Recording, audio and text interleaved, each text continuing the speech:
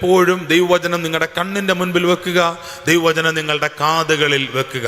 ദൈവത്തിന്റെ വചനം കാതുകളിൽ വെക്കുക എന്ന് പറയുമ്പോൾ ഏറ്റവും നല്ല ഒരു പ്രാക്ടീസ് ദൈവത്തിന്റെ വചനം ഏറ്റുപറയുക എന്നുള്ളതാണ്. നിങ്ങൾ ദൈവത്തിന്റെ വചനം ഏറ്റുപറയുമ്പോൾ നിങ്ങൾ ദൈവവുമായിട്ട് എഗ്രിമെന്റിൽ വരികയാണ്. നിങ്ങൾ ദൈവവചനം ഏറ്റുപറയുമ്പോൾ ഞാൻ പേടിക്കയില്ല, കർത്താവ് എനിക്ക് തുണാം, ഞാൻ പേടിക്കയില്ല, മനുഷ്യൻ എന്നോട് എന്ത് ചെയ്യും എന്ന് നിങ്ങൾ ഏറ്റുപറയുമ്പോൾ, അവന്റെ അടിപ്പിണരുകളാൽ എനിക്ക് സൗഖ്യം വന്നിരിക്കുന്നു എന്ന് ഏറ്റുപറയുമ്പോൾ, എന്നെ അനുഗ്രഹം അനുഭവിക്കേണ്ടതിന് വിളിച്ചിരിക്കുന്നു എന്ന് ഏറ്റുപറയുമ്പോൾ, നിങ്ങളുടെ സാഹചര്യങ്ങൾക്ക് വിരോധമായി നിങ്ങൾ ദൈവവുമായിട്ട് എഗ്രി ചെയ്യുകയാണ്. അബ്രഹാമിനെ നിങ്ങൾ പഠിക്കുമ്പോൾ അബ്രഹാമിന്റെ മെഡിക്കൽ റിപ്പോർട്ട് വന്ന രാത്രിയിൽ അബ്രഹാമിന്റെ വീട്ടിൽ സ്തോത്ര പ്രാർത്ഥനയാണ്. അബ്രഹാമിനോട് ഡോക്ടർ പറഞ്ഞു, ഇനി ഗൈനക്കോളജി വിഭാഗത്തിലോട്ട് ഭാര്യയും ഭർത്താവും കൂടെ വരണമെന്നില്ല, ഇനി നിങ്ങൾക്ക് വരാൻ പറ്റിയ സ്ഥലം ഓർത്തോ ഡിപ്പാർട്ട്മെന്റ്, പൾമിനറി ഡിപ്പാർട്ട്മെന്റ്, അങ്ങനെയൊക്കെയുള്ള എല്ല് രോഗ വിദഗ്ധനെയോ പിന്നെ ഷുഗറിന്റെ ഡോക്ടറെയോ ഒക്കെ കണ്ടാൽ മതി, ഇനി ഞങ്ങളെ കാണാൻ വരണമെന്നില്ല, നിങ്ങൾക്ക് ഇനി തലമുറ ഉണ്ടാകാൻ യാതൊരു സാധ്യതയുമില്ല.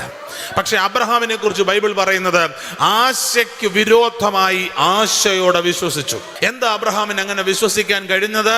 തന്നോട് അരുളി ചെയ്തതിന് ഒത്തവണ്ണം. നിങ്ങൾ ഈ ബൈബിളിൽ എഴുതിയിരിക്കുന്ന എല്ലാ കാര്യങ്ങളും വായിക്കുമ്പോൾ ആ വായിക്കുന്നതിൽ ചിലത് ദൈവം നിങ്ങളോട് ഇടപെടും. അത് നിങ്ങളോട് അരുളി ചെയ്ത വചനമായി തീരും.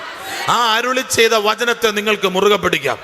ആ അരുളി ചെയ്ത വചനം ഏത് കാറ്റിലും നിങ്ങളെ നിലനിർത്തും. ആ അരുളി ചെയ്ത വചനം ഏത് തിരയുടെ മുൻപിലും നിങ്ങളെ നിലനിർത്തും.